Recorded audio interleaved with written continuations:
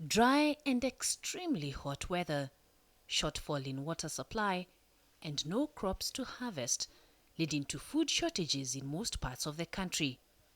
This year was probably the worst for Kenya in 38 years.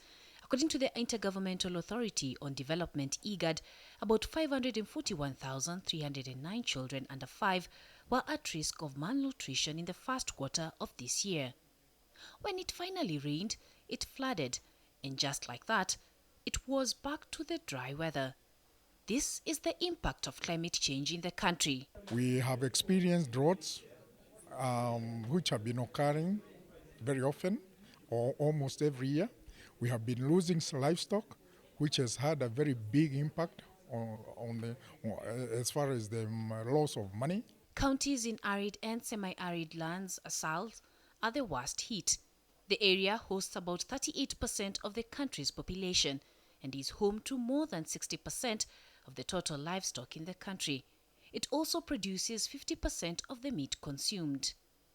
The decline in rainfall and changes in temperature has, however, led to a 26.5% decrease in the number of livestock in the last few years.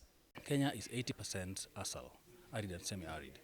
Now that means that the entire population of close to 40 million plus are depending on 20% of land mass, That means that we have to reimagine how to get out of this box. A multi-county research project titled Pathways to Resilience in Semi-Arid Economies has some solutions to the climate change problem. Non-state actors can partner with national governments, for example, to be able to create or to be able to implement some of the opportunities identified for creating resilience. People can do irrigation, people can do commercial pastoralism, improving the breeds for the market, getting the pastoralists away from socio-cultural perspective of cattle, but seeing cattle as mechanisms for economic development. The prize research also recommends infrastructure development of roads and electricity access to foster the growth of micro, small and medium-sized enterprises in ASALs.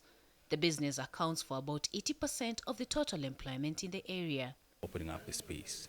You see the road from Isiolo to Moyale has opened up that space. Within hours you can drive from Nairobi all the way to Moyale. With the ability to move comes in attractiveness for investments. The report indicates the key to achieving economic development progress is by ensuring President Uhuru Kenyatta's Big Four agenda that includes food security, manufacturing, affordable housing and affordable healthcare can withstand the impact of climate change. Climate change, we already agree there. The Big Four agenda is addressing it through the provision of increasing our forest cover, and especially the ministry has been supplying fruit seedlings, which definitely will help in increasing the forest cover of our country closer to the 10% if possible. And this definitely will have an impact on the climate change. With projected temperatures in many semi-arid counties in Kenya likely to increase beyond the global target and rainfall expected to be more unpredictable over the next century, climate change remains one of the biggest threats. Brenda Kerubo, KTN News.